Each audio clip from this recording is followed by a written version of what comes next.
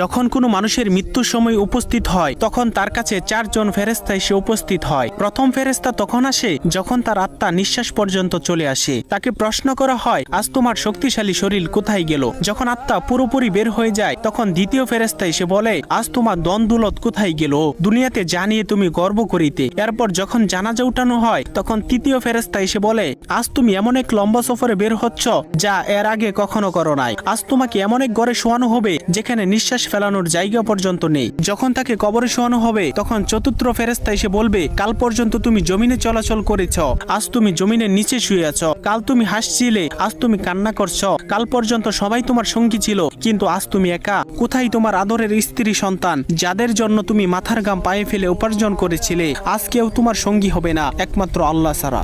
আপনি যদি আল্লাহ তাআলাকে ভালোবেসে থাকেন তাহলে ভিডিওটিতে একটি লাইক এবং চ্যানেলটি সাবস্ক্রাইব করুন এবং আল্লাহ তাআলার নামটি কমেন্টে লিখে যান।